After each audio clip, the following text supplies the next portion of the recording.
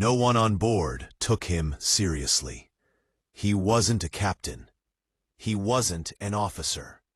He wasn't even a sailor in the traditional sense. He was just the cook. A quiet, middle-aged man assigned to one of the most dangerous battlefields of World War II, the Atlantic Ocean. While others trained on torpedoes, sonar, and naval tactics, his world revolved around knives, pots, ration tins, and feeding exhausted men in a steel tube beneath the sea. And yet, by the end of the war, German U-boat commanders feared him more than depth charges, not because of what he cooked, but because of what he threw away. At first, it looked harmless. Every morning, just after dawn, the cook would step out onto the narrow deck of the Allied submarine as it surfaced to recharge its batteries. The ocean was cold and restless, the sky usually gray, and in his hands, a simple metal bucket. Inside it, scraps, potato peels, old bread crusts, meat trimmings, things no one cared about. He would lean over the railing and toss them into the sea. Splash. Nothing unusual, nothing suspicious, or so everyone thought. But somewhere beneath the waves, German U-boat captains began noticing something strange. Allied submarines were finding them, again, and again, and again, in fog, in storms, at night, in places that should have been safe. Perfect ambushes, perfect timing. U-boats vanished, crews never returned, and no one could understand how the Allies were locating them with such terrifying precision. The official reports credited improved sonar, better intelligence, luck. But luck doesn't repeat itself this many times. And sonar alone didn't explain why submarines surfaced exactly where enemy boats had been hiding moments earlier. The truth was far stranger. Back on the Allied submarine, sailors began joking about the cook. "Careful," one whispered, watching the scraps hit the water. "You'll scare the fish away." The cook never laughed. He always threw the scraps in the same way. Same spot, same motion, same timing. And then he waited. Minutes later, the sonar operator's voice would crackle through the submarine. "Contact. Possible enemy submarine. Range closing." The crew would rush to battle stations.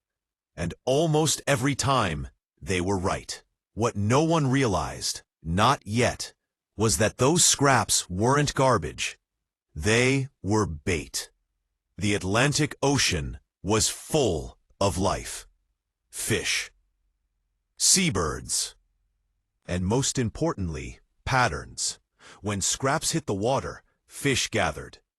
When fish gathered, seabirds circled. When seabirds circled, German lookouts noticed. To a U-boat captain scanning the horizon, birds meant one thing: food, life, safety. And safety often meant another submarine. Because submarines, like predators, followed the same signs. The cook understood something others didn't. U-boats couldn't resist surfacing near signs of life. Freshwater disturbances, bird activity, floating debris. They thought it meant Allied ships had passed long ago. They were wrong. Every time scraps hit the water, the cook was writing a message on the surface of the sea, a message only submarines would read. And when they did, they signed their own death warrant. But this was only the beginning, because soon, German commanders would start asking an impossible question. How does the enemy know exactly where we are before we even surface? And the answer was standing quietly on the deck, holding a bucket. By late 1942, Something was very wrong in the Atlantic. German U-boat commanders were veterans. Many had survived years of combat, evaded destroyers, slipped through minefields, and escaped depth-charge attacks that should have killed them. These were not careless men. Yet now, one by one, their submarines were being found and destroyed. Not in major shipping lanes, not near convoys, but in places marked as low risk. The German Navy called it bad fortune, but sailors don't believe in coincidence, not when death repeats itself with precision. Inside U-boat command rooms, maps were spread across tables. Red pins marked lost submarines. Lines were drawn, calculations made, and slowly an unsettling pattern appeared. Every destroyed U-boat had surfaced shortly before contact. Every attack came soon after. Every time, there had been birds, seagulls, gannets, sometimes entire clouds of them, circling low over empty water. To a land soldier, birds meant nothing. To a submariner, birds meant hope. Birds meant fish. Fish meant food waste. Food waste meant ships. And ships meant targets. German doctrine taught commanders to pay close attention to life at sea. Floating debris, oil slicks, drifting wood, and especially birds often indicated that enemy vessels had recently passed through the area. Sometimes it meant damaged ships. Sometimes it meant careless sailors dumping trash. And sometimes it meant an opportunity. So, when lookouts spotted birds, commanders ordered their boats to rise. Periscopes broke the surface. Diesel engines roared to life. Fresh air flooded the hull. And that's when the trap snapped shut. Allied submarines were waiting. Silent, hidden, already in firing position. Torpedoes tore through steel. Pressure crushed hulls. Crews vanished into darkness. The Germans could not understand how the Allies arrived so quickly. They suspected spies. They suspected broken codes. They suspected betrayal. What they never suspected was a cook. Back on the Allied side, the submarine's crew was beginning to notice something unusual too. They didn't know the full picture, but they knew this. Every time the cook threw scraps into the ocean, combat followed. Not once or twice. Almost every time. Some sailors laughed it off. Others grew uneasy. Superstitions grow fast in confined metal tubes thousands of miles from home. "Don't throw today," one sailor muttered. "Bad luck." The cook ignored them. He wasn't superstitious. He was observant. Before the war, he had worked on fishing trawlers. He knew how fish moved, how birds behaved, how quickly the sea responded to food. He had watched gulls travel miles for a single disturbance. And he knew something else, something terrifyingly simple. Submarines hunted patterns. So he decided to create one, not randomly, not carelessly, deliberately. He chose specific times, early morning, late afternoon.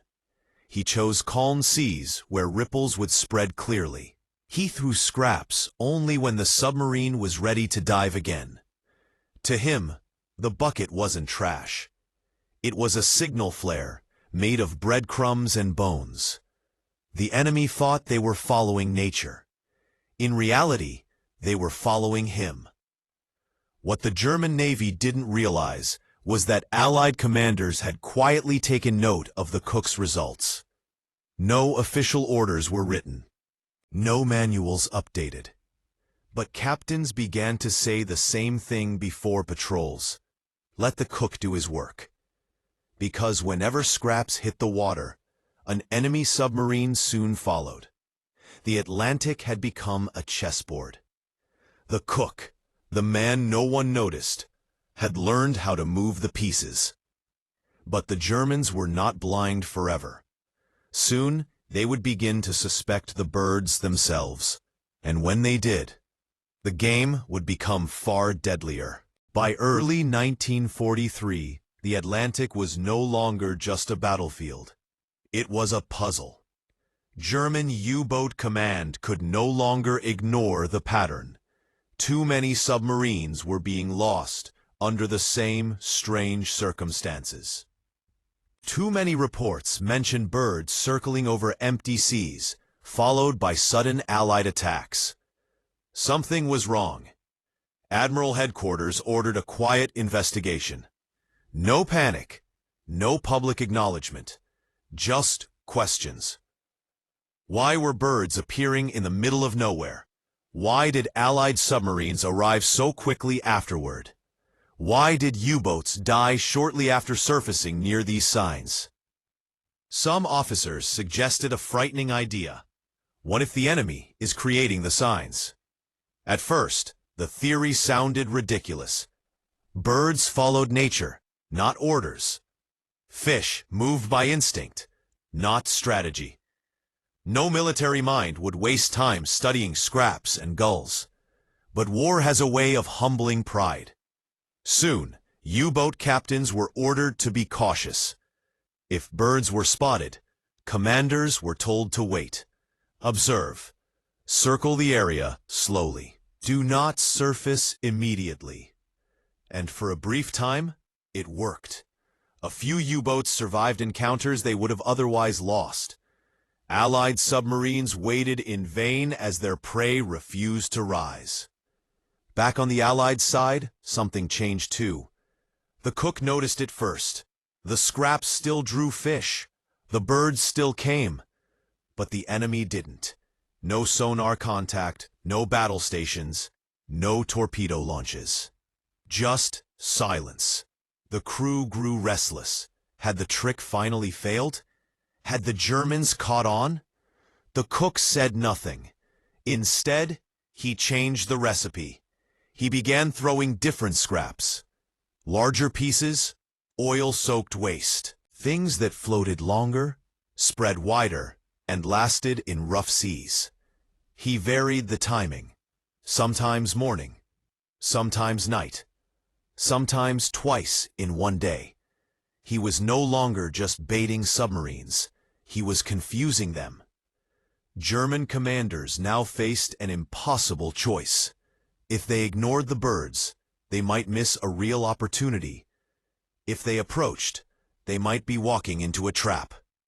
Some captains hesitated, others didn't. One U-boat, low on fuel and air, made the fatal decision. Birds were spotted at dusk. The sea was calm. The signs looked natural. The captain ordered the boat to surface. Within minutes, torpedoes struck. The submarine was gone before a distress signal could be sent. The investigation report was short.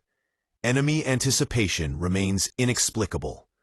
But behind closed doors, fear grew. Some officers began to believe the ocean itself had turned against them. And then came the mistake that sealed their fate. German command issued a new directive. Use birds as decoys. U-boats were ordered to dump their own waste and food scraps into the sea to confuse Allied submarines, to create false signals. The idea was clever and disastrous, because now the cook had more information than ever. Every unnatural cluster of birds told him something. Enemy nearby, enemy active, enemy nervous. The sea was suddenly full of lies. And lies are easy to read if you know the truth. Allied submarines began tracking these artificial signs. They learned to tell the difference between natural feeding patterns and forced ones. The cook explained it simply. Real fish move freely. Forced scraps make birds fight, and fight they did. Whenever birds clashed violently over floating waste, the cook knew exactly what it meant. A submarine was close and desperate. German losses spiked again. Commanders were replaced. Accusations flew. Morale collapsed. Men who once believed themselves masters of the deep now feared the surface, feared the sky, feared birds. The cook, meanwhile, returned to his duties below deck. He peeled potatoes, stirred soup, cleaned knives. No medals, no recognition, no official record. Just a bucket, and a war that was slowly tilting in his favor. But the most dangerous moment was still ahead, because soon, one German commander would decide to break every rule and hunt the cook himself. CIHP. Heinz. Hangs. C. Sald. C. Sald. There was one German U-boat commander who refused to believe in ghosts. Kapitänleutnant Ernst Weber was not superstitious. He trusted numbers, discipline, and logic. He had survived too many patrols to fear birds and scraps. When reports crossed his desk blaming seagulls for the loss of submarines, he dismissed them as excuses made by frightened men. "The enemy is not the ocean," he said. "The enemy is human." And humans made mistakes. Weber became convinced that somewhere out there, Allied submarines were following a predictable ritual, a signal, a habit, something small that no one else was paying attention to. So he decided to do something no other commander dared to do. He would not avoid the birds. He would follow them, carefully. But more importantly, he would watch what happened before they appeared. On his next patrol, Weber ordered constant surface observation. Lookouts worked in shifts. Logs were filled with details most captains ignored. Wave patterns, floating debris, oil traces, even the timing of waste dumped from friendly submarines weeks earlier. And then, one gray morning, they saw it. Not birds, not fish. A man. Far in the distance, through binoculars, a lookout spotted movement on the deck of an Allied submarine. The vessel had surfaced briefly, only minutes, and there, leaning over the rail, was a figure holding a bucket. Weber froze. Moments later, the bucket tipped. Dark shapes splashed into the sea. Then the submarine vanished beneath the waves. 10 minutes passed, then 20, and then, like clockwork, the birds came. Weber finally understood. It wasn't random. It wasn't nature. It was choreography. The scraps weren't bait for fish. They were bait for submarines. For the first time since the war began, Weber smiled. He ordered his boat to stay submerged. He waited. Hours passed. Nothing happened. No torpedoes, no sonar pings, no ambush. The Allied submarine expected him to surface. He didn't. Instead, Weber made his move. He ordered his crew to release controlled waste, small amounts spaced over time, mimicking the cook's method. Birds gathered. The pattern looked perfect. Then he did something unthinkable. He reversed course. He used the birds not as bait, but as a shield. If the Allied submarine was watching, it would assume another U-boat was nearby and reposition. Weber hoped to slip away unnoticed. For the first time, the cook was wrong. Sonar contact never came. The crew waited. Tension filled the hull. The captain, glanced at the cook. Nothing. No enemy. That night, for the first time in months, the cook did not throw scraps. He stood on deck, staring at the empty water. Something felt different. The next morning, sonar detected movement, but it wasn't where it should have been. Weber had doubled back, slow, silent, patient. He followed the Allied submarine from below, watching its patterns, learning its rhythm. And then, just before dawn, Weber surfaced, not near the scraps, but behind them. He had flipped the trap. Inside the Allied submarine, alarms screamed. Enemy contact, close range. Depth charges detonated nearby. The hull shook violently.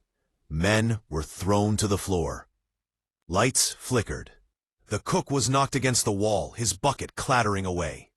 For the first time, the hunter had become the hunted. But Weber made one fatal mistake. He underestimated desperation. The Allied captain made a split-second decision. Surface. Full power. The submarine burst from the sea like a wounded animal.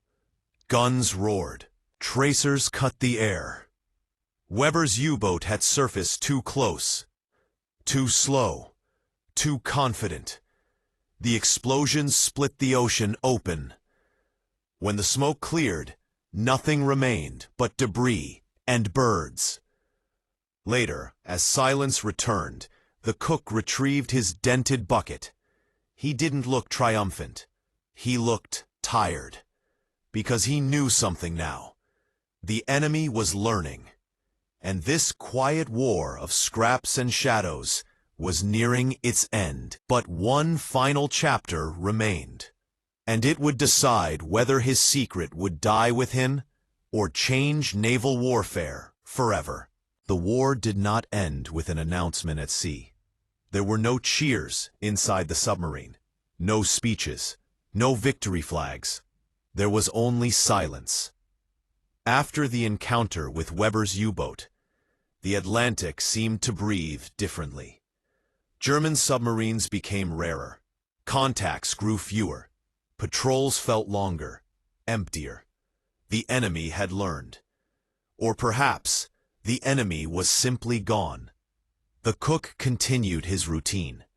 He prepared meals, cleaned the galley, counted rations, and when the submarine surfaced, he still stepped onto the deck with his bucket. But now, he threw less. Sometimes, nothing at all. The war was changing, and he knew it. Allied command eventually noticed the pattern too. Reports piled up. Analysts searched for explanations. They credited technology. Better sonar, improved coordination, air patrols. No one mentioned scraps. No one asked the cook, and he never volunteered. Because the truth was uncomfortable. It suggested that war wasn't always won by power or firepower, but by observation, by patience, by understanding how enemies think and how nature behaves. The cook had not invented a weapon. He had discovered a language written in ripples, feathers, and hunger. When the war ended, the submarine returned to port. Men stepped onto land, thinner, quieter, older than when they had left. Officers filed reports. Medals were handed out. The cook received none. He packed his belongings into a small bag. Inside it, a knife, a photo, and a dented metal bucket.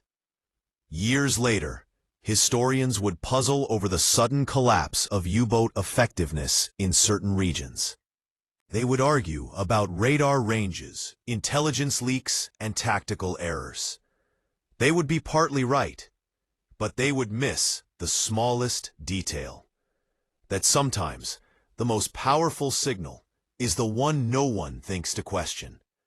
A splash in the water, a circle of birds in the sky, A decision made by a tired commander scanning the horizon. Long after the war, the cook was asked once, quietly, if the stories were true. If he had really helped sink enemy submarines. He thought for a moment. Then he said, "I just fed the sea." And maybe that was true. Because the ocean remembers everything. Every ripple, every shadow, every mistake. And somewhere beneath the waves, rusting hulls lie in silence, markers of a war where one man proved that intelligence doesn't always come from maps or machines. Sometimes it comes from SRAPs. People headings, appearance, title of note, syntaxes, care, summarad compile time, operation effects, row tracking paths, separate exceptions transaction date, conditions to single pause, data analysis and everything to inform conclusions, and data underlying reports. Now, to the final piece of content. This is essential to understand these topics. This is not from job descriptions or tech demonstrations. Simply presenting one core data point.